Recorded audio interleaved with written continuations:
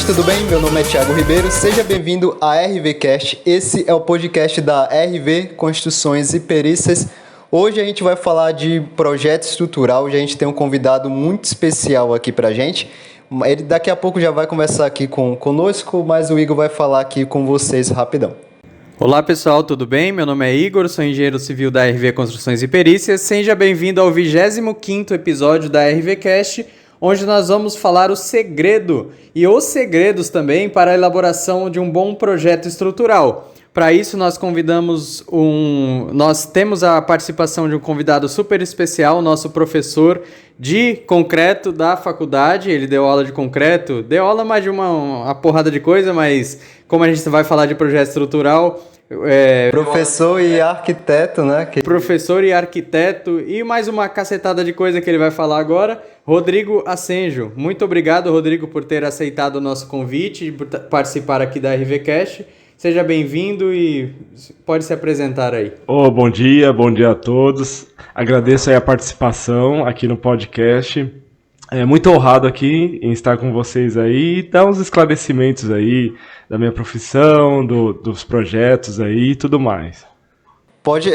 Você é arquiteto e professor. Fale mais sobre o que você faz. Minha formação é arquiteto. Eu sou arquiteto, né, de formação, arquiteto e urbanista. Mas antes eu fiz curso técnico de edificações, que foi o que me direcionou para fazer arquitetura. Né? Então, lá em 1900, não é bom falar, fiz o curso técnico de edificações, era integral, né, integrado com o médio, quando eu fiz, e aí ele me deu as noções para direcionar, né, na parte de projeto, né, gostei dessa área de projeto, e daí eu quis partir para a faculdade de arquitetura, logo na sequência.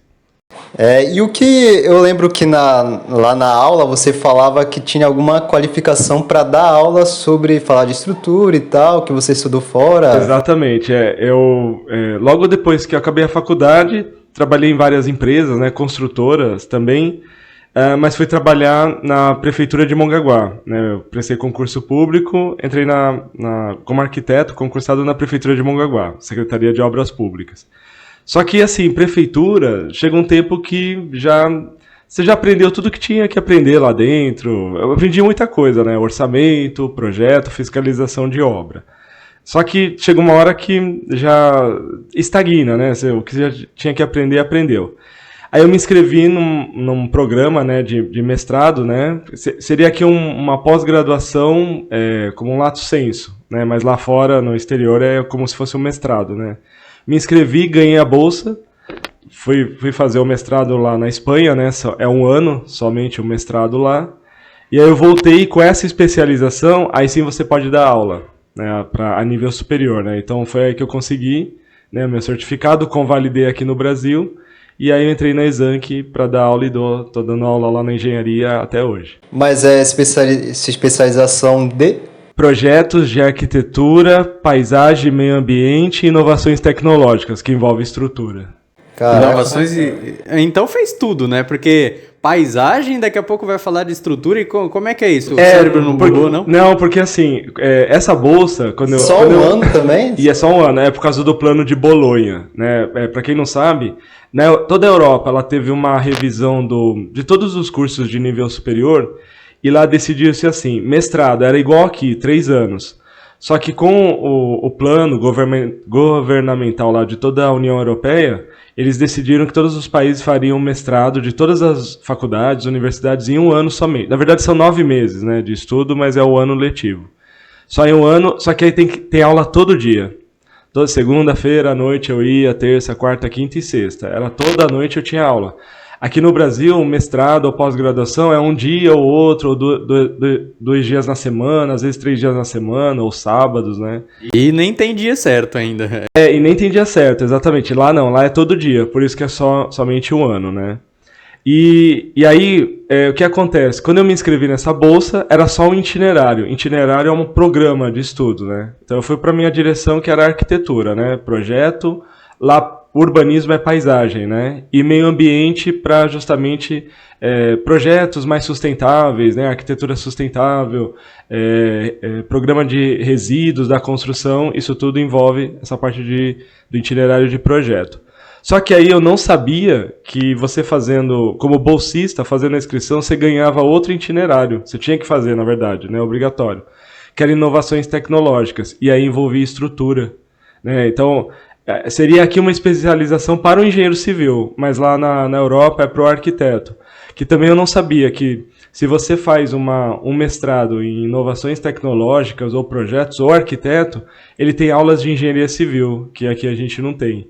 Então, por isso que tem muitos assuntos, até que eu abordo na faculdade, né, na disciplina, que é de engenharia civil, mas eu sou arquiteto, porque eu tive na minha especialização esse conteúdo. Né? É isso que é interessante, Rodrigo, porque o conhecimento que você tem sobre projeto estrutural, sobre essa parte de estruturas, muito engenheiro civil não tem. Aí por isso que caraca, alguma coisa ele fez de muito diferente que nem engenheiro civil tem, mas um arquiteto, isso você tem. Sim, a princípio, foi por causa também do Tecnoedificações, porque lá os professores, a maioria eram engenheiros civis, né, que me davam aula no Tecnoedificações no Aristóteles Ferreira. E aí, muita parte essa de obra, de técnica construtiva, de dimensionamento ou pré-dimensionamento de estrutura, já foram dadas lá. Então, por isso que eu já tinha essa noção, né, de concepção estrutural e interpretação de projeto estrutural. Só que aí na especialização no mestrado eu adquiri maior conhecimento. Né? E além de concreto, da matéria de concreto, que querendo ou não é mais voltada assim para engenharia, né? Isso.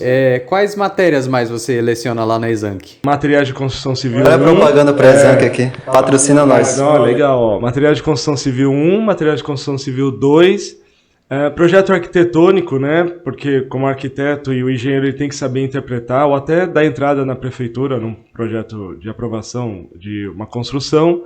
Projeto arquitetônico também e desenho técnico. Né? E qual você mais gosta de lecionar? Olha, por incrível que pareça, materiais de construção. Porque tem muitos materiais novos, o que já existe, mas muito mais materiais novos que podem ser aplicados, o pessoal não aplica. Né? Então é bem legal de abordar. Mas fora isso, projeto arquitetônico e construções de concreto 2. O 1 é meio chato porque é o comecinho de tudo. Você tem que introduzir tudo, né? O 2 já o pessoal tem um conhecimento, então já desenvolve melhor até o projeto de estrutura. Né? E qual foi a experiência de estudar fora? Como você vê o campo da construção, da arquitetura, da engenharia na Europa, principalmente? Então, gostei muito porque você tem uma visão totalmente diferente. Né? Lá, por exemplo, eles usam os 3 tipos de estruturas que existem na construção civil. Né? Estrutura em concreto armado, concreto protendido, estrutura metálica se usa muito, né? lá fora, principalmente na Espanha, e também estrutura de madeira. Eles usam muito lá estrutura de madeira. Aqui não, a nossa cultura é mais voltada para o concreto armado, né? Mas foi legal essa visão das outras estruturas que eles usam lá e também a forma como eles constroem. Né? Lá eles têm o planejamento de obra limpa. Né? Então, cada setor produtivo da obra tem o seu período e o seu tempo dentro da obra. Não pode assim igual aqui. Entrou o elétrica, mas entra o gesseiro junto, entra o ar-condicionado junto. Não, cada um tem a sua hora certinha de entrar lá, né? Então é tudo programado lá, isso foi legal. E é bom que você falou que obra limpa, a estrutura metálica já ajuda, né? Já ajuda, então. Eles fazem mais estrutura metálica para justamente ter a obra limpa. Não que eles não usem concreto, mas concreto são serviços de estrutura simples. Vamos dizer, um contrapiso, um radier assim, aí concreto armado lá ou protendido. Mas obras grandes, estruturas maiores de edifícios, é estrutura metálica que eles usam lá. Não sei quando foi que você fez essa especialização lá, mas 2007. 2007? Porque eu já ouvi falar muito, principalmente em Portugal, que não tem mais espaço para construir. Na Espanha também é assim? Tem, não. Em Portugal também tem. É porque, assim, eles têm que fazer um programa lá de reabilitação. Tem muitas construções históricas e que essas construções históricas, por serem tombadas, patrimônio artístico nacional deles lá, não podem ser totalmente destruídas. Então, você precisa fazer como é que eu vou dizer? Não é uma simples demolição, é uma reconversão, que eles falam lá para reabilitar o edifício, para o que era um casarão residencial antigo que está caindo aos pedaços, vai se transformar num comércio, num edifício de escritório, uma coisa assim, né? É aquilo, né? A pessoa, se não tem espaço para construir, vai começar a reabilitar ou então se especializar em demolição. Exatamente, Se bem que aqui a gente está passando por esse processo, né? Tem muitas edificações, até novas, assim, novas que eu digo, 30, 40 anos de uso da edificação, elas estão sendo demolidas para dar lugar a novos empreendimentos.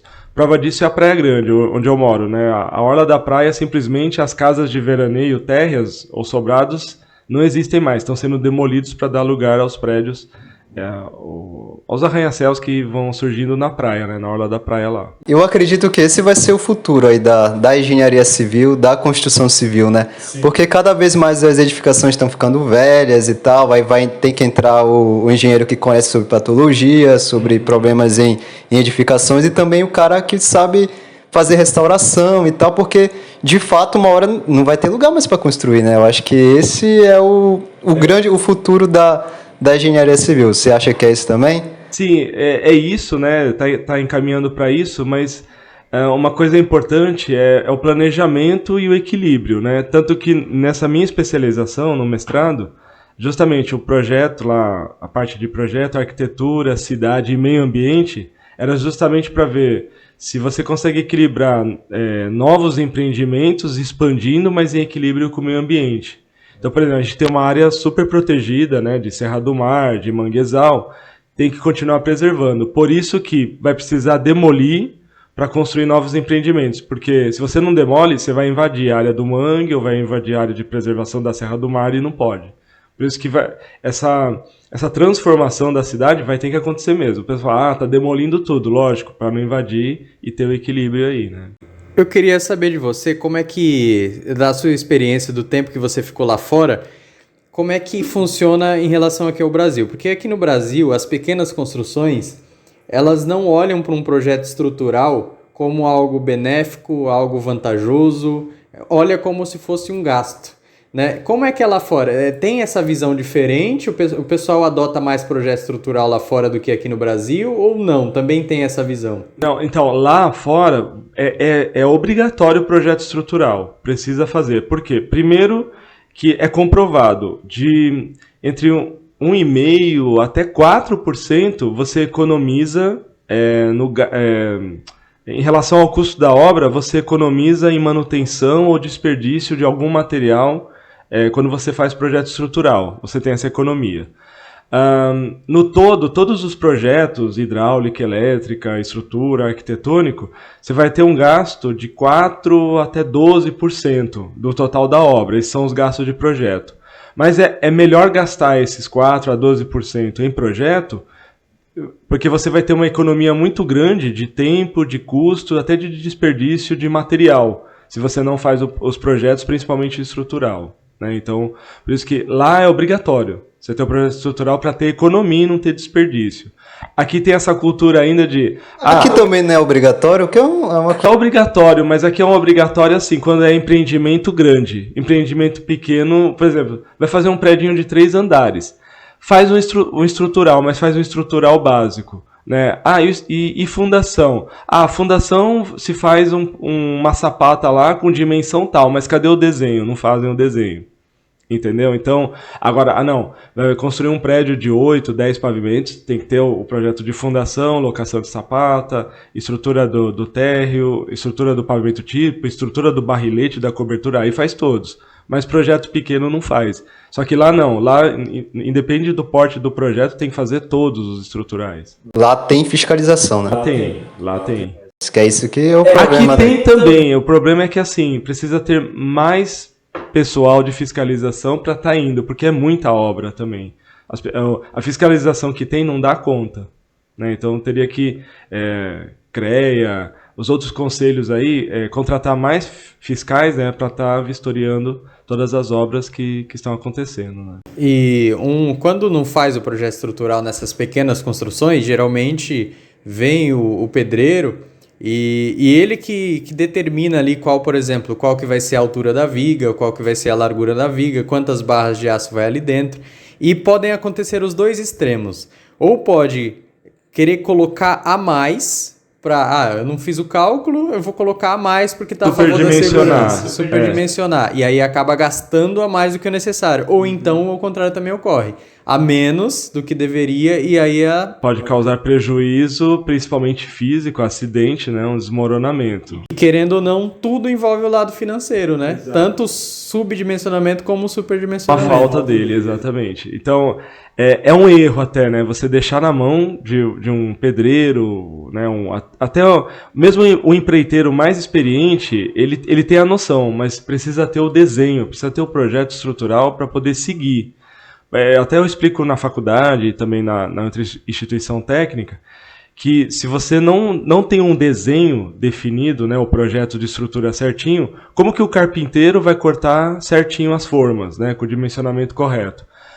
Como que o armador ele vai elaborar e montar toda a armação, armação principal, vergalhão, estribo, se você não tem o desenho? Ele monta aleatoriamente e aí não vai condizer com a norma. E pode ocasionar algumas patologias ou alguns riscos na edificação, na construção. E até uma curiosidade, eu fiz o curso de para vivenciar isso, eu fiz o curso de armador de ferros e o Thiago fez de carpintaria. Então a gente sabe. Então a gente sabe, eu sou armador e carpinteiro, pronto. A gente sabe, já vivenciou isso na prática. O desenho vai cortar com qual medida, com qual dimensão? Né? Não dá. Então, já que você falou isso, eu tenho uma pergunta bem interessante. O que deve conter em um projeto estrutural? Falei para as pessoas que estão... Beleza, um projeto estrutural tem que fazer, mas o que vem nesse projeto estrutural? Vem a receita do bolo? E se você quiser falar ainda mais da importância, porque mesmo a gente falando da importância do projeto, um monte de coisa, 2 horas falando, mesmo essas pessoas não fazem. Sim, exatamente. Mas primeira coisa que todo projeto estrutural tem que ter normatização, tem que ter norma técnica nele, né, incluída. Então... eu até falo na faculdade, precisa decorar todas as normas? Não tem que decorar, a norma é para se consultar. Mas aí de cabeça, né, de tantos anos que eu já faço a análise, né, de projeto estrutural para compatibilizar com a arquitetura, NBR 6118, Projeto de Estruturas em Concreto Armado. Essa é a norma que o engenheiro civil ele tem que consultar direto. Até eu falo que é um livrinho de cabeceira que tem que ter do lado da cama. Por quê? Estão todas as regrinhas, como se fosse a receita do bolo, para você dimensionar e até elaborar o desenho de projeto de estrutura, tanto em concreto armado como concreto protendido. Então, normatização é a primeira coisa. Existem outras normas, tem a 18656, não lembro assim de cabeça porque são várias normas, mas de alvenaria estrutural. Por quê? Hoje em dia estão sendo feitas muitas construções em alvenaria estrutural. Como assim? Você levanta todas as paredes e a laje vai ficar em cima dessas paredes, ou seja, a parede vai aguentar toda a estrutura, o peso de todos os pavimentos de um edifício. Isso é comum, né? Em São Paulo é o que mais se faz, né? Até por questão de economia, tanto de tempo, economia de custo, que as construtoras fazem. Mas o tradicional mesmo é a gente ver o quê? Primeiro ergue o esqueletão, pilar, viga e laje, e depois vem subindo as paredes, né? É a estrutura convencional. Mas tem a norma para essa de alvenaria estrutural. Tem que consultar também porque tem um desenho específico. Estrutura metálica. Tem outra norma de projeto, né? Outra estrutura. Tem que estar no projeto também todos esses requisitos. Então, primeira coisa é normatização. Segunda coisa que precisa, né? A receitinha, né? Para elaborar um projeto estrutural. Sondagem. Você tem que ter os dados de sondagem do seu terreno. Por quê? Projeto de fundação, precisa fazer? Sim, precisa fazer. Projeto estrutural de fundação faz parte de todo o projeto estrutural de qualquer construção. Para se fazer o projeto de fundação, tem que ter o resultado de sondagem.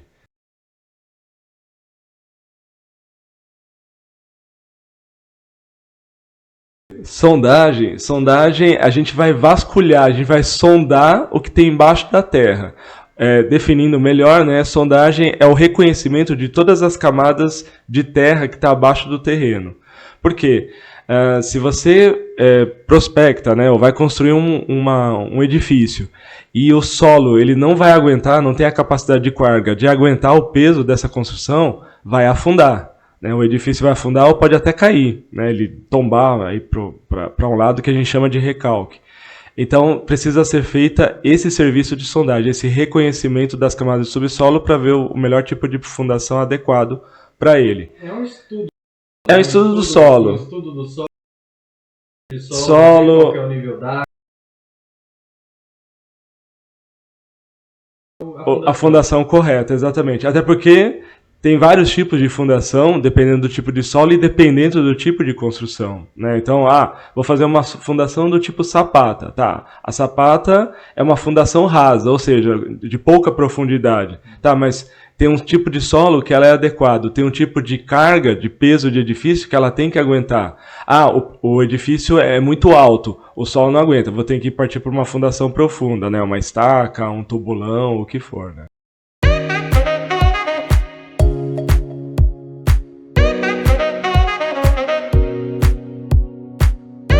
O que você acha de alguns construtores que eles vão começar uma obra, vão construir, e primeiro eles perguntam ao vizinho para ver qual é a fundação que eles fizeram, e ele faz o mesmo da obra dele? É errôneo isso, é totalmente errado, porque vai que bem no terreno desse cara eu tenha uma rocha gigante, né, um pedaço de rocha gigante, ou pior ainda, né, porque a rocha, se for aflorar, né, um pedaço de rocha, ainda dá para ancorar, mas mesmo assim é perigoso, né. Mas o pior ainda é, e se eu tiver um bolsão de água, né, ou então uma cratera enorme, uma caverna, embaixo, né, do meu terreno. Aconteceu muito isso, de encontrar esses buracos enormes, esses bolsões de água ou de ar no interior de São Paulo. Tem bairros inteiros que a quadra inteira afundou, lá, se eu não me engano é Mairiporã ou Cajamar, é um município da Grande São Paulo. Bairros inteiros afundaram as quadras, por quê? Cada um foi extraindo água do subsolo, né, fazendo poço artesiano, tirando água para encher piscina. Então, aqueles buracos que eram cheios de água foram esvaziando e ficou só o ar. O ar não tem resistência, o peso de toda a quadra afundou e engoliu todas as casas. Então, não pode confiar no vizinho. Você tem que fazer a sondagem no seu terreno. A gente está até com um caso parecido com esse. Uma construtora foi fazer uma edificação ao lado de várias casas e teve que, para o tipo de fundação que escolheram, tiveram que rebaixar o lençol. E aí, nesse rebaixo de lençol, também saiu esse bolsão de água e as casas começaram a afundar, a recalcar também. Então, esse é um problema de você elaborar, né, ou executar o esgotamento de água muito rápido. Né? Então, todo esse esgotamento, essa drenagem, né, da água do lençol freático, ela tem que ser programada. Né? Então, tem as empresas que fazem esse serviço e eles vão verificando o nível de água, a que ponto vai descendo e não colapsando o solo, tanto do terreno quanto dos vizinhos. Né? Então, tem todo um monitoramento, né, que a empresa tem que fazer.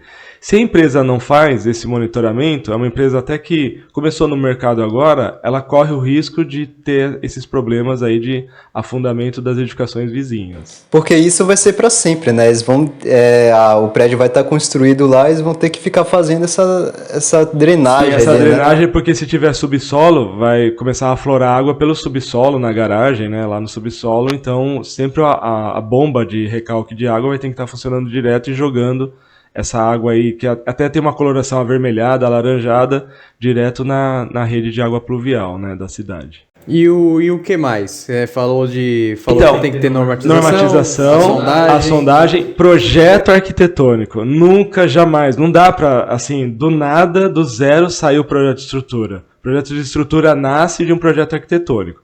Até eu brinco na faculdade, né? O engenheiro, ele depende do arquiteto, porque o arquiteto... Não que o engenheiro não faça projeto arquitetônico, ele faz também, ele pode fazer para aprovar na prefeitura um projeto de arquitetura.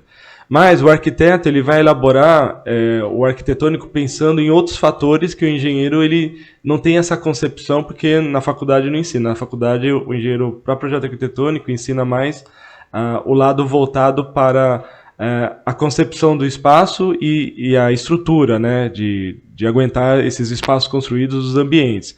O arquiteto já pensa em insolação, ventilação, iluminação, conforto, acústico, térmico, entre outros, né. Mas assim, o arquiteto elabora o projeto arquitetônico E aí esse projeto arquitetônico é enviado para o engenheiro civil ou engenheiro calculista, né? Desse projeto arquitetônico é que ele vai elaborar, né, o projeto estrutural. Ele vai verificar principalmente se vai ter interferência, porque vamos supor, ele dimensiona um pilar, ele loca um pilar em tal parede lá da edificação do projeto arquitetônico.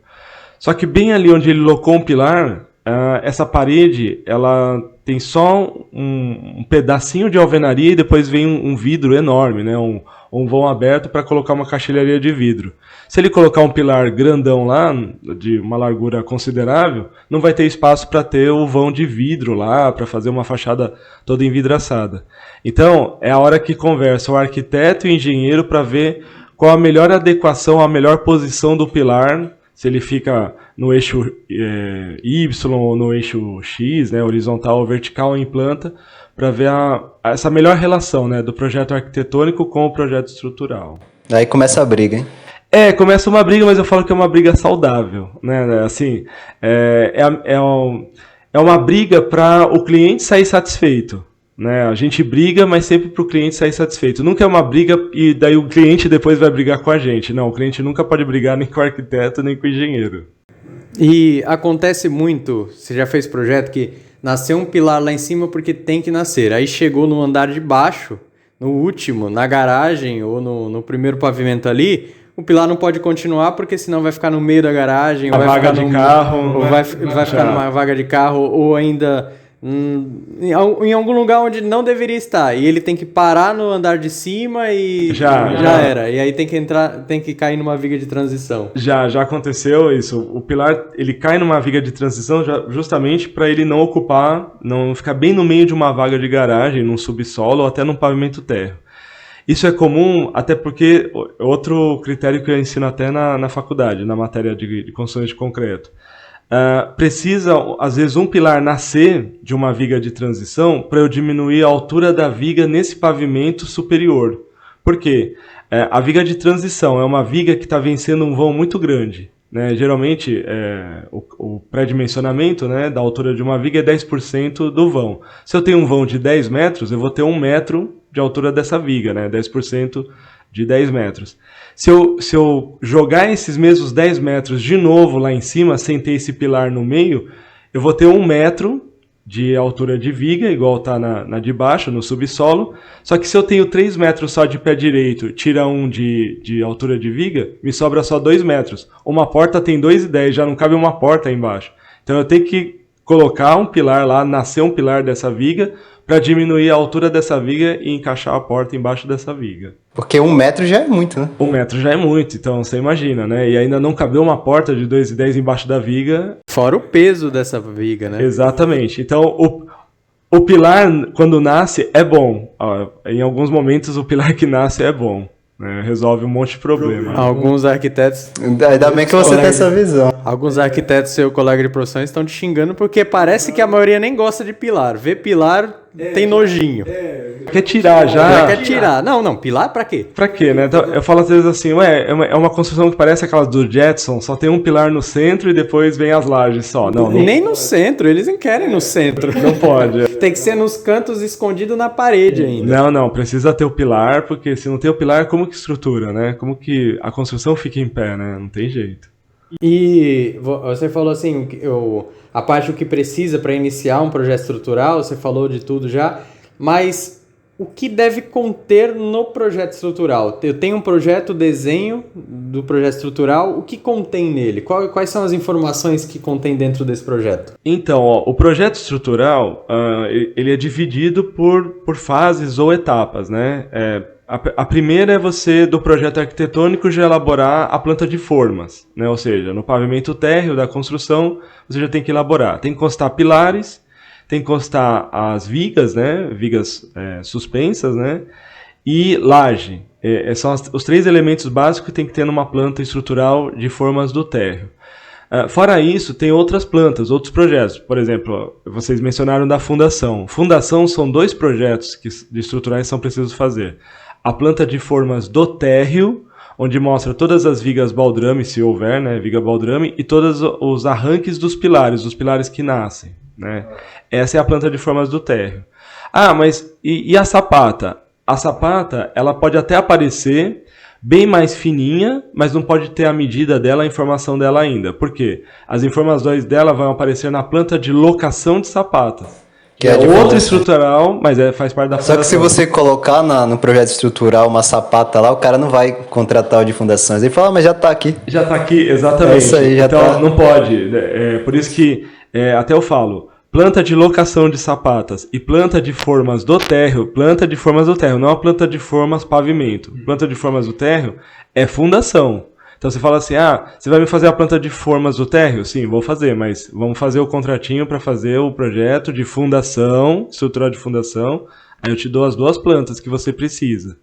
Isso o pessoal não entende, não entende. Estrutura e fundações. Se você fala, vou te fazer a planta de estrutura, tá, é a planta de estruturas do pavimento tipo, onde só vai mostrar pilar, viga e laje. Tá. E escada, né? E escada. Ou rampa, né? Mas e a fundação? Fundação é um outro projeto de estrutura. Se você quiser, inclui no pacote. Se não, só a planta de estruturas do pavimento tipo. E você contrata outro profissional ou a gente faz um adicional de pacote para ter as outras plantas aí de estruturas. Depois eu vou até te mostrar uma bronca que eu tomei aqui, que pediram um orçamento de projeto estrutural. E aí eu mandei, né? E eu coloquei lá o que seria dimensionado: as lajes, as vigas, os pilares e as escadas. Aí a pessoa perguntou, cadê a fundação? E vários pontos de interrogação. Calma aí, projeto estrutura. Letra maiúscula ainda. Letra maiúscula. Ou seja, te dando um puxão de orelha ainda, assim, Você esqueceu da fundação. Como é que uma casa não tem fundação? Calma, é outro projeto. Outra coisa. Tem, outra estrutura. Tem engenheiro civil, ou não só engenheiro civil, né? Isso daí a gente vai falar daqui a pouco. Que faz projeto de estruturas, mas não faz de fundação. Tem profissional que faz projeto de fundação, mas não faz o projeto de estrutura. E tem os 2, que no caso sou eu. Não, isso é normal porque vai pela especialização também e pela aptidão. Tem muita gente lá na faculdade mesmo, eles falam, professor, eu gosto mais de mexer só com essa parte da estrutura acima da terra. Não, tranquilo, porque é o qual você se adaptou, o qual você gostou. Isso é normal na arquitetura também. Acontece. Eu, por exemplo, eu sou um profissional de arquitetura que eu gosto mais da parte de construção. Então eu faço o projeto de arquitetura da edificação a construir. Mas tem um arquiteto que gosta da edificação, mas para o interior, decoração, luminotécnica. Já não é a minha área. Eu tenho essa noção, mas já não é a minha aptidão. Eu gosto mais da arquitetura, projeto de arquitetura para edificar, ou seja, para construir. Então vai de gosto também. O engenheiro civil, mesma coisa. Tem uns que só se especializa em projeto estrutural de fundação. Então ele faz lá os desenhos da sapata, os desenhos do bloco de fundação, das estacas, do radier, ele só se especializa nisso. Aí, mas e da terra para cima? Aí esse profissional da fundação, você vai ter que contratar um outro engenheiro civil que faça o projeto, mas isso é legal, isso é saudável porque, entre aspas, dá emprego para mais engenheiros, né? Não fica tudo concentrado com uma só pessoa fazendo todos os projetos. Né? Isso é legal de falar porque tem muito engenheiro que pensa que precisa saber de tudo, né? Só que a engenharia civil é muito abrangente. Dá para saber de tudo, mas você precisa se especializar. O engenheiro civil, eu até falo isso na faculdade, ele é igual ao médico. Né? Eu coloco no mesmo patamar de um médico. Né? O médico, ele sabe de toda a anatomia do corpo humano, tudo que acontece com os órgãos. O engenheiro civil ele tem que saber a mesma coisa. Só que assim como o médico, tem um médico especializado em coração, neurologista e por aí vai. É a mesma coisa o engenheiro civil, ele vai se especializar e vai se adaptar àquele que ele mais gosta. Né? Fundações, em estrutura, em elétrica, em hidráulica. E é melhor ser um especialista, né? É melhor ser especialista, porque você é bom naquilo que você gosta que você faz. Né? Se você tentar dominar tudo, tentar fazer tudo, pode ser que tudo saia errado. E reconhecido por aquilo também, quando você se especializa. Ele é um engenheiro de estruturas, ele é um engenheiro de fundações. Agora, quando você faz tudo, você não é reconhecido por nada. Exatamente. Tanto é que muitos clientes falam assim, você sabe um profissional, né, engenheiro, mas que faça projeto de elétrica? Sim, conheço o engenheiro que se especializou em projeto de elétrica. Ah, você sabe um engenheiro especializado em hidráulica ou ar-condicionado? Sim, porque ele se especializou naquilo. Ele tem domínio de tudo que é da engenharia civil, mas ele se especializou naquele desenho, naquele tipo de projeto. Ele acabou de me descrever aqui. Só? Uma dúvida que muitas pessoas têm é o seguinte, e até eu acho meio estranho também.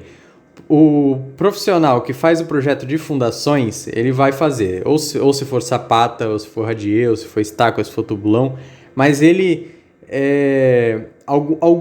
alguns estados não têm a cultura de fazer, por exemplo, fazer o dimensionamento de estaca. E aí não faz o projeto do bloco de coroamento. Deixa para o projeto de estruturas fazer.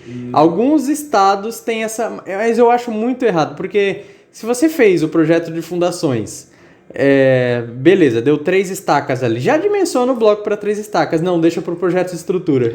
E às vezes o bloco para 3 estacas, ele pode ter, dependendo da configuração do arranque, né, de onde vai surgir o pilar, o bloco de coroação, o bloco de fundação, ele tem a sua forma geométrica. Às vezes ele é um triângulo, às vezes ele é um trapézio, mas qual que é a forma que vai ser feita? Vai ter que esperar o profissional de estrutura lá, pilar, viga e laje, elaborar esse projeto? Não, já tem que estar na fundação para já confeccionar, que vai fazer parte da forma do carpinteiro, da armação que já vai amarrar com a estaca. Então é errado isso. Já fez o projeto de fundação da estaca, já também desenha o bloco de coroamento já. Muitos estados têm isso, né? Faz a fundação e deixa o coroamento para lá. Depois, não pode. E o baldrame, quem faz? Fundação ou estrutura? Fundação. Isso eu bato na tecla que viga baldrame, o projeto da viga baldrame tem que estar na planta de formas do térreo fundação. Tá? O pessoal até confunde, né? Planta de formas do térreo é o pilar, a viga e a laje com a escada? Não. Planta de formas do térreo. Aparece todas as vigas baldrames e aparece o arranque do pilar, de onde nasce o pilar que está no solo ali. Essa é a planta de formas do térreo. Pode-se desenhar a sapata na planta de formas do térreo? Até pode, com uma linha bem fraquinha. Por quê? Para dizer que a sapata ainda está lá embaixo. Tracejada também? Não, tracejada não, porque dá a impressão de que é uma sapata que está em níveis diferentes, lá no subsolo, e não pode. Tem que ser uma linha bem fraquinha para dizer que é um elemento a ser construído, né? E que pode ser que esteja no mesmo nível ou não, mas ela está presente. Por isso que tem a planta de locação de sapata, que aí tem as dimensões certinhas da sapata e até o número de cada sapata, nessa de locação.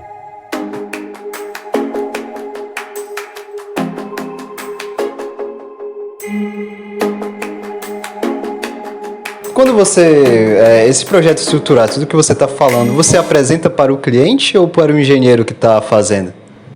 O engenheiro apresenta, né? Eu até chamo o engenheiro para apresentar para o cliente porque ele tem mais o domínio de porque... Mas, dependendo se o desenho está bem explicadinho, bem elaborado, eu consigo apresentar para o cliente esse projeto da fundação também. Tá? Lógico, às vezes o cliente, como ele é leigo, ele não tem essa interpretação, mas ele traz junto, às vezes, o empreiteiro da obra dele, o mestre, o construtor, então ele também vai entender. Né? Então dá para... Desde que o projeto esteja bem especificadinho, bem, até digo, bem elaborado, né? Assim, com todas as informações corretas. Né? O que é mais, para você, na sua opinião, qual é a parte do projeto estrutural mais crítico? O que é mais difícil de calcular, de detalhar?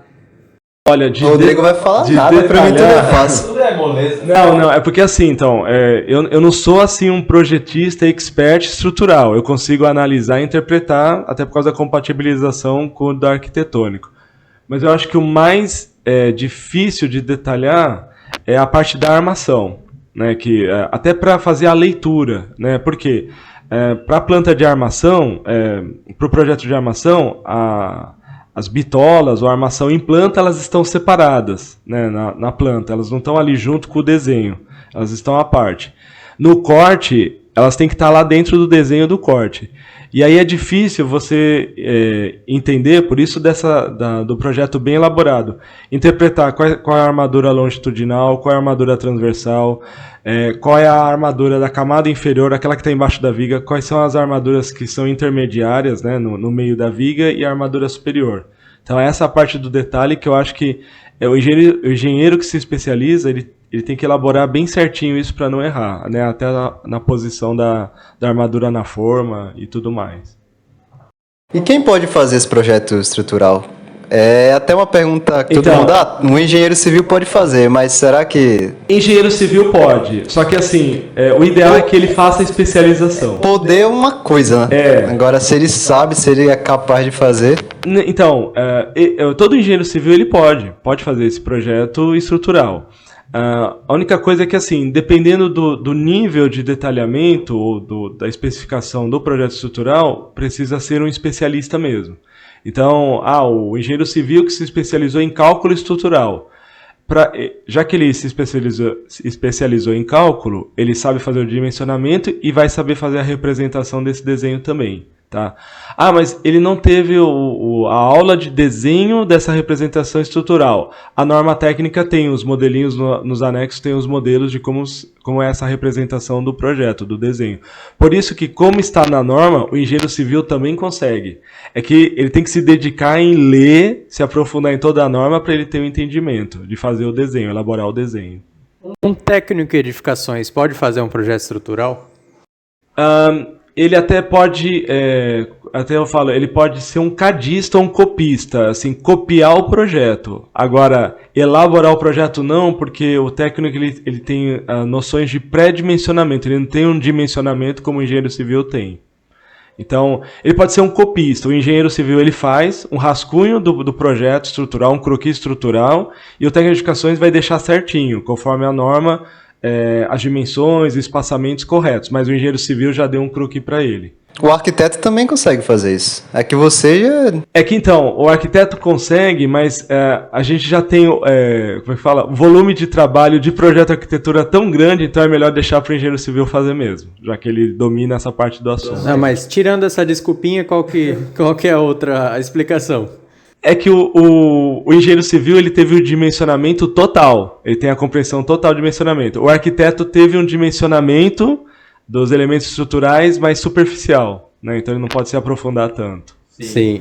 Você falou da planta de armação, é muito detalhe, né? Porque tem a armação positiva, a armação negativa, a armadura de pele, tem a distribuição de balanço, arranque, tudo, dobra, gancho, enfim, existe software para fazer esse detalhamento para mim, ou eu tenho que fazer tudo no CAD, tudo à mão? Não, então, vamos lá, softwares, né, mas assim, até então, né, nos primórdios, no começo, todo mundo tinha que desenhar no CAD, que era o primeiro programa difundido mundialmente. Então todo mundo teve que elaborar todos esses detalhamentos de armadura, de forma, de todos os projetos estruturais, o arquitetônico também, entre outros, tudo no AutoCAD. Porque ele era um programa universal, né, até então. Só que o que acontece? O AutoCAD ele tem as suas limitações em relação ao que você quer fazer, né, de projeto. Outros softwares veio surgindo para justamente tirar essa defasagem do CAD, mas para facilitar e dar uma agilidade maior. Então, por exemplo, hoje a gente tem o CPCAD, o TQS, que além de dimensionar, ele dimensiona os elementos de concreto armado, concreto protendido, dimensiona as bitolas, as armações, ele também já elabora o desenho. O desenho já sai meio que automático. Então, hoje, né, o mais difundido é o TQS e o CPCAD. São os dois. Existem outros, mas o que os engenheiros e a maioria dos escritórios de engenharia de cálculo de projetos estruturais eles utilizam é o CPCAD e o TQS. E o EBERIC também. O EBERIC também, e tem até um outro, Tecla, eu acho que é Tecla o nome. Também um software utilizado. É que o CPCAD ele é europeu, né? Quem desenvolveu é uma empresa espanhola, mas hoje, já em dia, já é difundido em todo mundo. Tem a versão traduzida para o português, é de boa. Mas assim, o que está surgindo hoje, né? Assim, com esse novo conceito, né? De você até compatibilizar projeto, é o Revit. Então, o Revit, que é um software, né, da Autodesk, né, a mesma empresa do AutoCAD, ela está incorporando toda essa parte também de dimensionamento, né, de informações de dimensionamento e já aplicando no projeto também, né? Então, o Revit ele é um software completo de projeto que ele vai buscar, ele vai atrelar várias informações de dimensionamento para já também colocar no Caraca, o programa. Revit vai fazer isso? Vai. Não, então ele vai chegar a detalhar a armação? Sim, se você já tem um modelo que programe já a armação dentro do Revit, ele já vai te dar as bitolas e já vai desenhar os vergalhões lá dentro. É igual para fazer a tabela de quantitativo no Revit, né? Você precisa alimentar para ele te dar. Essa é a palavra, tem que alimentar o sistema, né, do Revit para ele já... É igual, por exemplo, no AutoCAD, não dava para fazer projeto hidráulico. Você tinha que desenhar as conexões, a tubulação. O que aconteceu? A Tigre desenvolveu o plugin com um monte de bloquinhos de conexão, de tubulação, e agora você vai lá na biblioteca, você instala, né, o plugin da Tigre CAD e já vai colocando lá conexão, curva, cotovelo, Y, V, para derivar e tudo mais. Então é isso, o Revit também, você vai alimentando o sistema e já vai fazendo o projeto estrutural nele também. O legal é que o Revit... o programa, além do arquitetônico, de novo, né? O projeto de estrutura parte da onde? Tem que ter o arquitetônico. Sim. Elaborou o arquitetônico, no próprio programa já dá para fazer o estrutural junto com o arquitetônico ali dentro.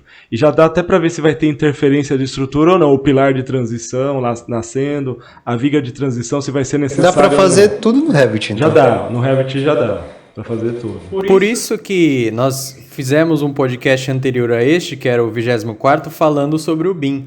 Porque o BIM ele vai fazer essa interoperabilidade entre os projetos para a gente poder ver o que tem de interferência, o que não tem, quais são os erros. Ele vai te avisar, esse pilar tá batendo numa porta, tá batendo numa janela. Ou a porta não cabe embaixo dessa viga. Ele já te dá... Não é que ele também vai ter uma vozinha igual a Alexa lá, a porta não cabe embaixo da viga. Não, mas ele já vai te mostrar que vai ter uma interferência. Então, ou redimensionar a viga, né, diminuir essa altura ou aumentar o pé direito, ou essa porta vai ter que sair daí, não vai poder colocar essa porta nesse lugar. O TQS mesmo, ele avisa lá, aparece os erros, aparece as notificações e aparece os erros. Aí aparece erro e ele mostra onde está o erro. Ele puxa uma setinha assim e mostra onde está o erro. Então, é legal que no Revit, você até tem como mostrar, assim, surgiu uma tarja colocando assim, impossível instalar ou impossível executar dessa maneira. O Revit já tem você alimenta o dado lá, o prompt lá do comando para ele já te alertar isso, que é impossível instalar uma porta, é impossível passar a tubulação de hidráulica porque tem uma viga passando ali naquele lugar, ele já te mostra. Então é mais vantajoso comprar um Revit do que o Weberic, né? É bem mais vantajoso, até porque, você até comentou do BIM, né, do episódio passado. Foi até legal você entrar nesse assunto, porque muita gente confunde, né? Acha que o BIM é um software, é um programa que está lá para comprar, e não é. O BIM é todo um sistema de vários softwares que vão se interrelacionando e alimentando os dados e compartilhando um com o outro. O Revit é o maior software dentre esses dentro do BIM, né? Porque ele é meio um completão. É que ele precisa de outros softwares ou outros plugins para ajudar nessa compatibilização. Por isso que quando pensa em BIM, pensa em Revit, não é verdade? Então, e o pessoal acha que o BIM é o programa e que é o próprio Revit, mas não é. O BIM é todo um conjunto de softwares aí interligados. Tanto que eu explico até, né, no curso técnico. O Revit faz parte do BIM, mas o Project, que é da Microsoft, né, que já faz todo o cronograma físico-financeiro, ele já faz parte do BIM e que pode ser inserido dentro do Revit também. Então, um alimentando o outro. Legal.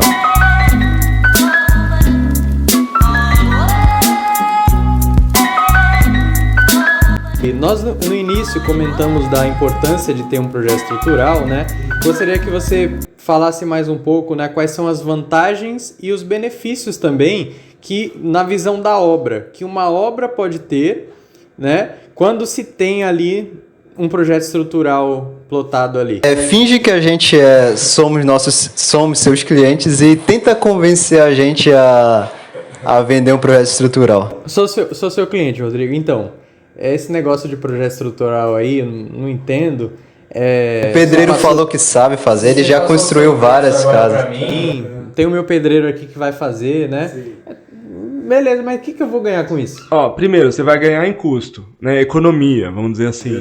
Mas eu não tenho que te pagar? Sim, mas como eu falei... Você cobrou 100 mil? Mas de 1,5% até 4% desses 100 mil...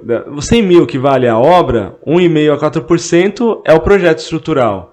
Então, é vantajoso você gastar esse 1,5% a 4% no projeto estrutural, porque vai te economizar futuramente. Primeiro, em tempo, né? Não vai ter desperdício de tempo do carpinteiro e do armador ele montar formas a mais ou formas que não existem, porque já está dimensionado os pilares, as vigas e as lajes. Então, ó, já é uma economia de tempo. Economia de material. Madeira é cara, né? Se você for fazer todas as formas de madeira, de pilar, viga e laje, sapata, o que for, é um material muito caro. Já vai economizar também, porque já está dimensionado certinho, está ali com aquelas medidas para cortar. Não vai cortar nem a mais, nem a menos. Então, ó, economia de tempo, economia de material, economia de mão de obra. Às vezes precisaria de, sei lá, dependendo do porte da obra, 5, 6, 7 carpinteiros. Com o projeto, às vezes só precisa de 2 carpinteiros e 3 ajudantes. Acabou. Então, tá vendo? Economia de mão de obra também. Então, ó, tudo isso... Economia, custo, né? Economia que você vai tirando. Agilidade. Por que eu vou precisar de só um carpinteiro? Eu não entendi muito bem. Porque um carpinteiro, ele vira o geral. Ele bate o olho no projeto estrutural e ele fala, bom, vou ter que fazer tantas formas para pilar, tantas formas para viga ou tantas formas para laje. Se eu não tenho o projeto estrutural, ele fica deduzindo que ali vai nascer um pilar e ele já está vendo a viga. Vou ter que cortar a forma do pilar e da viga. Tá, não é mais fácil ele cortar já todas as formas dos pilares, montar a caixaria dos pilares, para depois ele só se dedicar à viga? Então, tá vendo? Tá te economizando tempo e carpinteiro também, porque os outros 2 carpinteiros ali a mão na massa para ir cortando, como é que é? Produção em escala ali, vai cortando e vai montando, vai cortando e vai montando. Você tocou no meu ponto fraco, porque eu quero essa obra que a gente vai fazer, eu sou o seu cliente, tá? Uhum. Essa obra que a gente vai fazer, a obra de 3 pavimentos, 3, 4 pavimentos, eu quero que fique pronto, ainda nem começou, mas eu quero que fique pronto na semana que vem. Então você falou que o projeto estrutural vai economizar tempo, eu gostei. E também vai fazer essa economia, né? Porque para construir tudo isso, eu só tenho 3 mil reais, mas eu acho que dá, né? Então você... porque eu sou um cliente bem típico aí, né? Atípico, eu gostei do seu... Legal, que bom. Convenci só com economia só, né? Tá vendo? Mas, não, é interessante porque, assim, além de economia, organização no canteiro de obra. Você tendo projeto estrutural, ele está lá preso no mural, né, num canteiro de obra, ou até numa mesa do escritório mesmo da obra, e você consegue visualizar se o que estão fazendo está de acordo com o que está projetado ali. Porque, foi como vocês falaram, às vezes fez uma viga, a caixaria da viga, menor do que está desenhado. Então, você com essa planta na obra, o engenheiro civil, né, principalmente, ele bate o olho, aquela viga tem 60 centímetros de altura. Ué, mas eu vi ele montando essa caixaria, o carpinteiro, e ele fez só com 30 centímetros, metade. Opa, tem alguma coisa errada. Você chega no carpinteiro e até fala, né? Escuta, essa viga é a viga de tal lugar? Então você cortou errado, porque você viu no desenho lá, era para fazer com 60. Ou então, não, essa viga é a viga que vai ali naquele vãozinho pequeno. Tá, então é o de 30 mesmo. Entendeu? Então é fácil o gerenciamento da obra e você vê se vai acontecer um erro antes de ser executado e acontecer o erro mesmo efetivamente. O que eu acho mais interessante é evitar que a mão de obra fique pensando lá o que é que eles vão fazer. Exatamente. Já tá o projeto aqui, toma, só segue. Só tem que fazer. E corretamente, seguindo todos aqueles critérios ali. É isso. O projeto estrutural tem que ter na obra. É primordial. Assim, não é uma questão, é luxo só. O engenheiro ele tá me enfiando no projeto estrutural, né, me empurrando porque ele quer um dinheirinho a mais. Não, é essencial ter o projeto estrutural na obra. Eu acho interessante até os arquitetos também informar isso, né? Porque tem muito arquiteto que, só arquitetônico tá bom. Né? É bom eles falarem, precisa do estrutural aqui. Exato, né? Porque dá a impressão assim, de que o arquiteto ele fez o projeto arquitetônico, lógico, é obrigação dele, faz o arquitetônico. Só que ele tem que indicar, né, que precisa ser feito estrutural, porque senão assim, tudo bem, eu fiz o arquitetônico, mas o cliente, como é que isso vai ficar em pé? Não, então, fazendo estrutural, ó, vai ser locado pilares, vigas, laje, porque senão não tem como aguentar o peso desse mezanino que eu projetei, que você quer e tudo mais. Então, o cliente vai se convencendo, realmente, ó, para aguentar o peso, precisa do projeto estrutural, porque onde vai ser feito os pilares, né? Então, imediatamente, o cliente já contrata um engenheiro ou entra em contato, ou então, pro arquiteto. Você conhece algum engenheiro que faz projeto estrutural? Conheço, tem um monte aí especializado. Acho que é uma questão de educação, né? Acho que todos os profissionais precisam educar ali o cliente para que ele faça o correto, né? O correto, isso. Acho que se você não falar, você está sendo um profissional, sei lá... Fora da ética, assim, profissional, né? Exatamente. Exatamente. Tá deixando de vender seu peixe também, né? Sim, com certeza, né? E assim, eu acho que a gente tem que ajudar, né? A gente tá aqui para ajudar todos os colegas, né, de profissão. Como eu falei até, ó, eu me dedico mais, a minha aptidão mesmo é o projeto arquitetônico. Eu tenho noção, consigo elaborar um projeto estrutural? Até consigo, mas como eu prefiro me dedicar o que eu gosto, a fazer o projeto arquitetônico, eu não faço nenhuma coisa. Falar, entre em contato com esse engenheiro aqui, ó, que ele faz o projeto estrutural certinho, rapidinho até, conforme a normatização, e você consegue tocar a obra e começar a obra aí. Aí você fala, entre em contato aqui com a RV Construções e Perícias, que eles fazem aqui rapidinho, muito já bom. peguei até o cartão aqui, ó, tá na mão já. E de tudo isso, é bom ter um projeto na obra, mas de tudo isso ainda tem o ponto das pessoas saberem ler e interpretar o projeto. Ainda tem isso que muita gente que trabalha ainda não sabe ler e interpretar o projeto. E antes de você comentar, só queria fazer uma propaganda aqui, aproveitar esse gancho, que a próxima turma, eu dou aula no Senai, né? A próxima turma é de leitura e interpretação de projetos. Para quem quiser aí, o Senai de Cubatão. Isso aí é ótimo, é fundamental. Não, você tocou no assunto que, exatamente, tá o projeto estrutural na obra, é imprescindível ele estar lá para justamente verificar se vai acontecer algum erro ou não. Só que falta essa interpretação, né? Tem a normatização certinha de como numerar todos os elementos em concreto, né? Viga, pilar e laje. E pode ser que no projeto há vigas que se sobrepõem uma à outra, né? Existe uma viga principal, né, horizontal, planinha no terreno, mas existe uma viga abaixo dessa viga no mesmo alinhamento ou inclinado, uma viga rampa. E aí, qual que é essa interpretação? Vai ter lá, viga 1, essa é a viga principal, na horizontal no terreno. A viga rampa está logo embaixo dela, bem embaixo, saindo dela no mesmo alinhamento, só que ela tem a sua medida, mas ela não pode estar interferindo na mesma nomenclatura dessa horizontal. Então o que a gente tem que fazer? Toda viga que está no plano do terreno, ela está com a nomenclatura acima do desenho dessa viga. Toda viga que está abaixo, a nomenclatura tem que estar abaixo, ou seja, na folha abaixo. Então, um exemplo que eu dou lá na aula. Viga 1, ela mede 60 por 70, 20 por 70, 20 de largura e 70 de altura. Beleza. Uma viga rampa que está saindo embaixo dessa viga, ela mede 30 por 40. Tem que estar na parte de baixo dessa viga horizontal. VR, viga rampa, 30 por 40, entre parênteses ainda, inclinada, para dizer que ela é inclinada e está logo embaixo. Essa é a interpretação correta que você tem que fazer de um projeto, né? Aí é questão do engenheiro civil, né? Saber interpretar. E o problema também é a mão de obra que não sabe. Né? A gente entrega um projeto estrutural e eles não sabem interpretar e então, tal. Mas aí é uma parte também da importância do projeto estrutural e do profissional. O engenheiro civil ou o encarregado assistente, né, do engenheiro tem que ficar na obra direto. Até eu falo isso na faculdade. O engenheiro civil, aquele que se dedica a acompanhamento, fiscalização de obra, ele tem que estar todo dia na obra. Tem engenheiro que vai na obra um dia, no outro dia não vai, no outro dia também não, aí vai no outro dia. Então, segunda, quinta e sábado ele vai na obra, não pode. Ele tem que ir todo dia na obra, ou então ele vai na segunda na obra, na terça tá o assistente ou técnico de edificações, que passa as informações para ele. Na quarta ele vai, na quinta ele vai, na sexta o técnico passa, no sábado ele tem que ir também, se a obra funcionar sábado. Por quê? Ele tem que acompanhar para ver se a interpretação do projeto está sendo feita de acordo. O técnico de edificações, até eu falo, ele é um olhar do engenheiro civil lá na obra. Mas, às vezes, o técnico de edificações não tem todo o conhecimento que o engenheiro civil tem. Então, por isso que o engenheiro civil ele tem que estar acompanhando direto a obra, ele tem que estar fiscalizando. é função primordial, né, do engenheiro civil. Então a gente não pode cobrar da mão de obra não saber.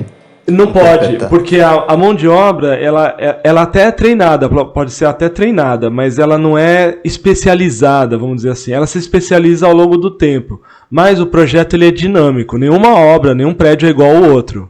Então o engenheiro civil ele tem que estar lá falando, olha, num prédio foi feito desse jeito, que você trabalhou, mas esse aqui não, é de outra forma. Ele tem que estar assessorando lá, ele tem que estar mostrando o que é o novo, ou o que pode... esse é igualzinho o outro, então pode ser feito daquele jeito.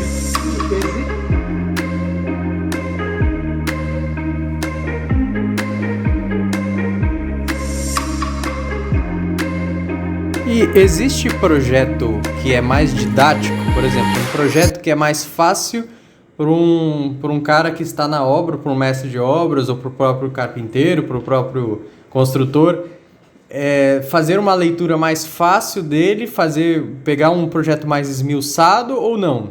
Seguir aquele padrão da NBR 6118 para fazer o desenho, joga na obra, fica alguém acompanhando, ou posso ter um projeto mais didático? Não, pode ter não chamo mais didático, um projeto mais caracterizado. Por exemplo, armação.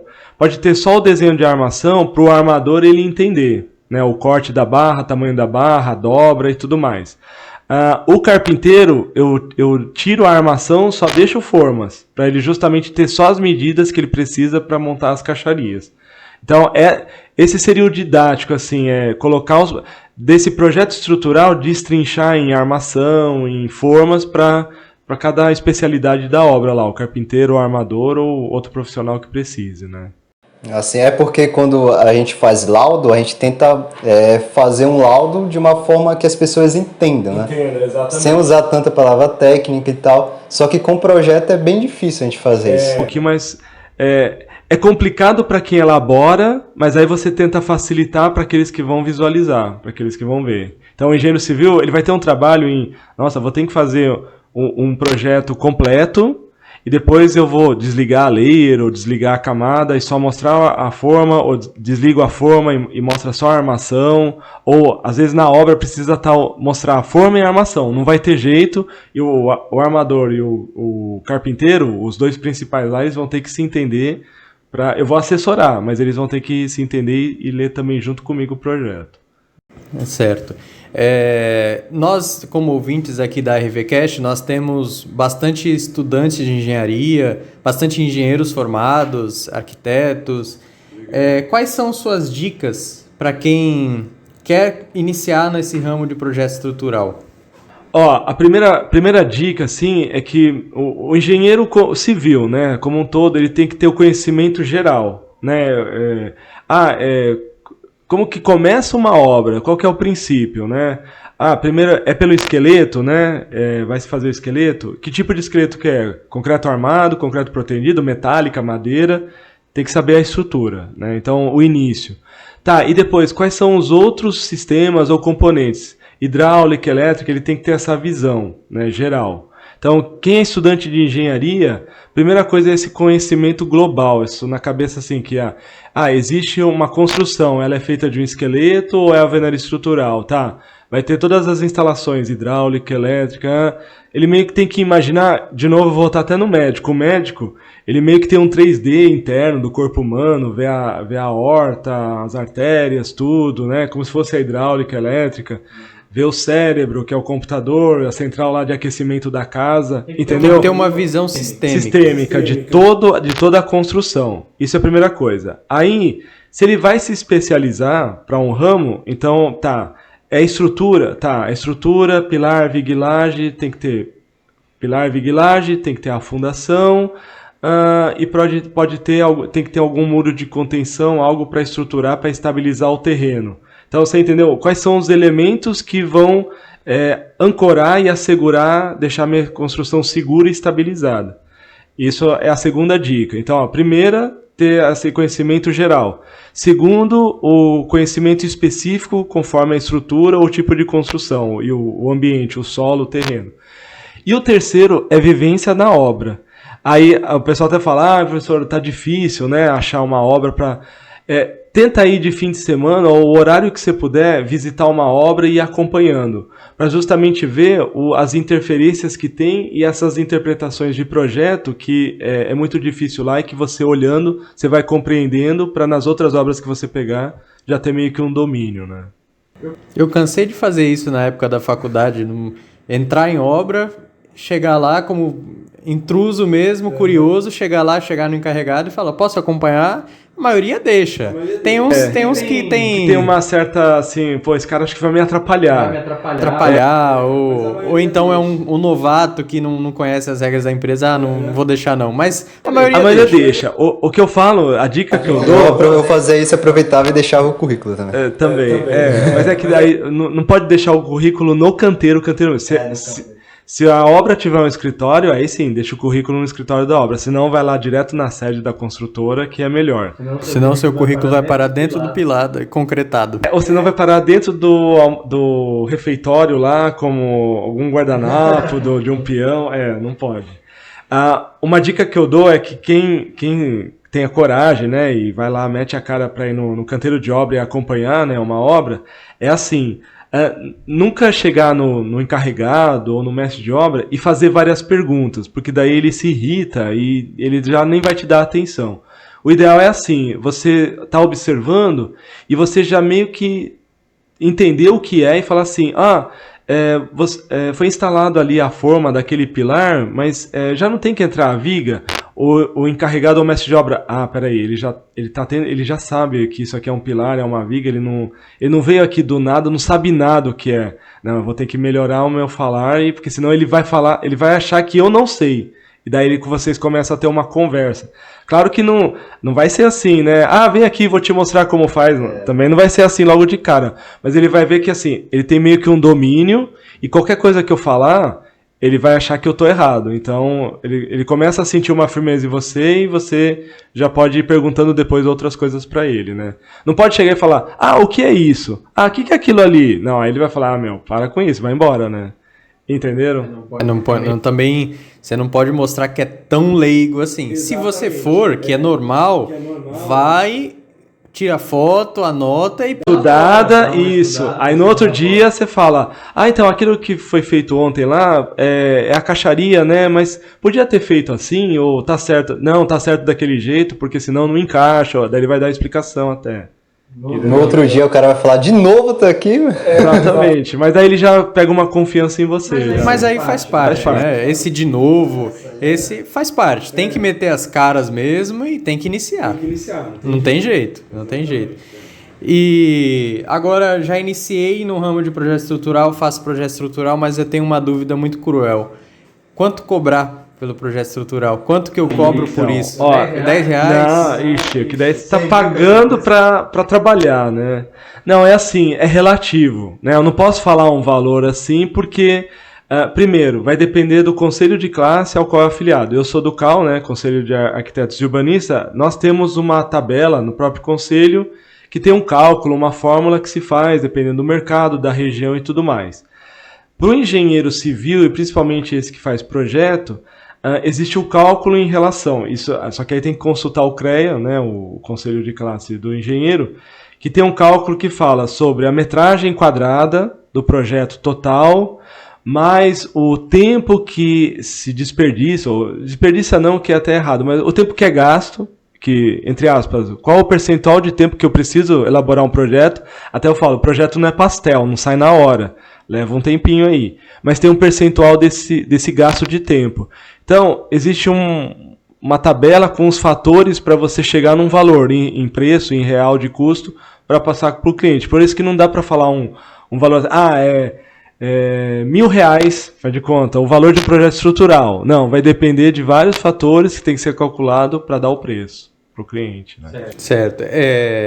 Então, só para eu dar uma visão geral aí, geralmente vou fazer um projeto estrutural de um sobrado, né? Tem pessoas que cobram por metro quadrado. E aí eu já vi falar até numa relação entre R$25 e R$35 o metro quadrado, né? Tem isso. Tem pessoas que já cobram por hora, calcula a sua hora lá, existem vários... Isso, então, que são os fatores, como eu falei, por exemplo, igual eu falei, ó, o projeto não é pastel que sai na hora. Dependendo do fator hora que eu vou me dedicar a fazer o projeto, o meu custo vai ser por hora. Eu vou te dar o preço por hora e não por metro quadrado. Porque aí por metro... Eu, particularmente, não gosto da precificação por metro quadrado. Né? Eu prefiro por... E também depende também. Por hora é complicado, sabe por quê? Porque eu me especializei demais, né? Eu sou fera. Me dediquei demais, sou fera em projeto estrutural, eu consigo fazer ele em uma semana. Eu vou cobrar baratinho? Também não, mas tem os prós e os contras. Por exemplo, se você já é mais ágil, você bateu o olho e já sei como fazer esse projeto estrutural, você vai ter um tempo menor, a hora menor de produzir. Se você bate o olho e fala, nossa, esse projeto vai me dar um trabalho porque eu vou ter que pensar em várias coisas para poder desenhar. Então a sua hora aumenta. Mas aí, dependendo do volume de área que tem o empreendimento, aí às vezes é melhor por metro quadrado. Então vai depender do tipo de empreendimento, projeto, de como cobrar. Tem gente que, eu já ouvi assim, por hora, igual você falou, por metro quadrado e por pacote também. Por pacote. Né? Assim, aquele empreendimento de tantas casas ou tantos blocos de prédio, faço tanto. É esse pacote aí. Mas é que esse pacote já está incluído, assim, metro quadrado, uma mistura de metro quadrado com as horas trabalhadas. Até porque se tiver 10 casinhas, tudo igual, aquelas casinhas tudo igual, você não vai cobrar 10 projetos estruturais, eu vou cobrar um e multiplicar por 10, porque um projeto é igual aos outros, então você cobra o pacote, né? Então, por isso que vai depender, é relativo, por isso que eu falei, é relativo, não tem um preço assim, é tanto, né? Um preço fixo. Então, Só que se você é mais especializado e tal, consegue fazer um projeto mais rápido, a sua hora é mais cara, né, também. Tem um preço mais elevado. É relativo também, é relativo, porque assim, eu consigo fazer mais rápido um projeto, mas ele pode ser bem elaborado.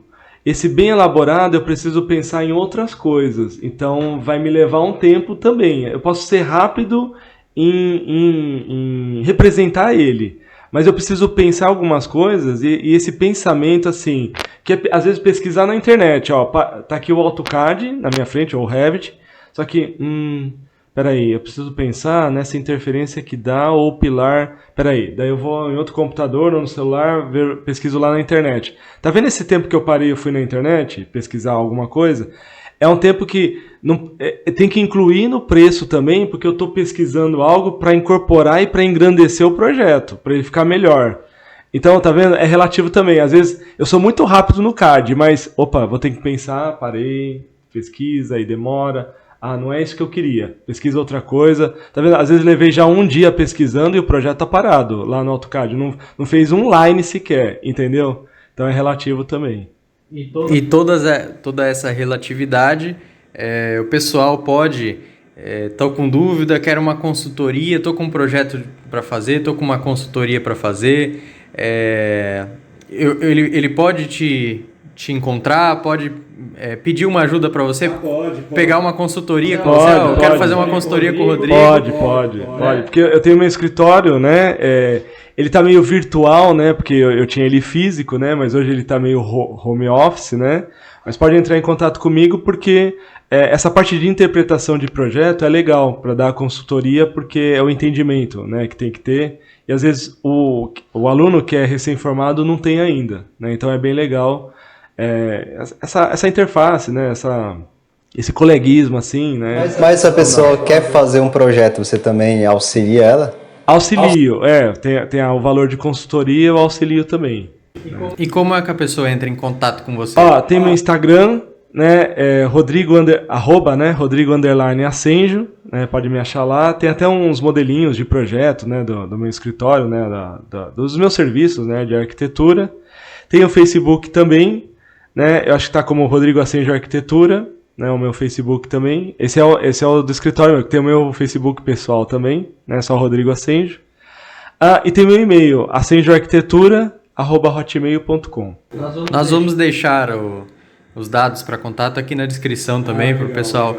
E além disso, para o que mais o pessoal pode entrar em contato com você? O que mais você faz? Olha, então, na minha área, né, de arquitetura, eu faço muita regularização, né, de obra, né? Até porque, por conta da pandemia, muita gente, né, transformou a casa, né, a edificação onde mora, em comércio, né? Totalmente em comércio, ou ainda continua a residência, mas uma parte comércio, então tem que fazer a mudança de uso para a prefeitura, né? E aí todo mundo recebe uma notificação, porque virou um comércio ou um serviço, mudança de uso, então eu faço esse tipo de serviço, né, para fazer essa adequação ou mudança de uso da edificação da construção, né? Projeto de construção nova, que é o meu forte, né, assim, eu não sou muito da área de arquitetura de interior, eu sou mesmo da edificação ser construída, né, do zero, né? Então esse é o meu forte, faço projeto quase em todas as cidades da Praia Grande eu falo da Praia Grande para baixo, né? Praia Grande, Mongaguá, Itaim, Peruíbe, Itariri, Pedro de Toledo. Se quem for para esses lados, tem muita plaquinha com obra minha, né? Lá, Rodrigo Acende, a plaquinha dele. Mas em Pedro de Toledo vai ter chácara, sítio, projeto de cerca. Não, projeto de cerca não. Casinha de galinha. Quase um estábulo, Não, mas tem muito lá, porque assim, é legal. Você até tocou num ponto legal. Tem muita gente que mora em Santos, São Vicente, Praia Grande, mas mora de trabalhar, né? Igual, por exemplo, quem mora em São Paulo e tem a casa aqui na praia para relaxar. Quem mora aqui na Baixada estão comprando sítio lá, terreno grande, Itariri, Pedro de Toledo, Miracatu, para transformar numa casa de veraneio lá. Então tem que ter um projeto, e como me conhece da Praia Grande, falar, você faz lá em Pedro de Toledo? Tem inscrição lá na prefeitura. Faz para mim lá o projeto da casa lá, do sítio, com piscina. Então o mercado para lá tá bom, né? Tá aquecido, lá tá crescendo lá. A gente vai se mudar, hein? Opa, ó lá. Que bom, vai ter engenheiro civil para fazer projeto estrutural lá, ó, da hora. Fazer projeto estrutural para estábulo. Aí, tá vendo? Ó? Ou então aquele como é que é? De avicultura lá, as baias das galinhas lá, ó lá. Projeto estrutural de viveiro. Viveiro aí, ó, também. Pô, legal. Então, Rodrigo, muito obrigado. Como nós falamos, nós vamos deixar o contato aqui na descrição, tanto aqui no Spotify como no YouTube também, no Instagram também. Então, mais uma vez, queremos agradecer a sua participação, por ter aceitado aqui gravar esse 25º episódio da RVCast. Foi muito satisfatório, foi muito conhecimento aqui que você nos passou para os nossos ouvintes. Muito obrigado novamente, espero contá-lo na próxima aí, de repente falar sobre um outro assunto. Enfim. Com certeza. O que não falta é assunto, né, Rodrigo? Pra gente conversar aqui. Tem muito assunto até eu falo, né, na faculdade a gente passa o conhecimento, mas é uma pontinha só do iceberg, né? Tem muita coisa que vocês precisam vivenciar mesmo, né? No trabalho, dedicando aí, então a gente tá aí para isso, para troca aí de informações, conversa. E eu queria agradecer muito aí o convite, né, a presença aqui, a gente trocando as ideias aí, foi muito legal, foi muito bacana, gostei mesmo. Eu tenho certeza que o pessoal gostou, realmente foi muito conhecimento, eu mesmo aprendi muito aqui com você. Na faculdade aqui de novo, enfim, sempre aprendendo aqui com você. Muito obrigado por ter topado participar aqui do podcast. Até achei que você não ia vir, mas muito obrigado, foi muito legal. O cara tá lá aberto me esperando lá. Tá bom. Valeu. Então, gente, esse foi o 25º episódio da RVCast. Eu espero que vocês tenham gostado. Até a próxima. Tchau.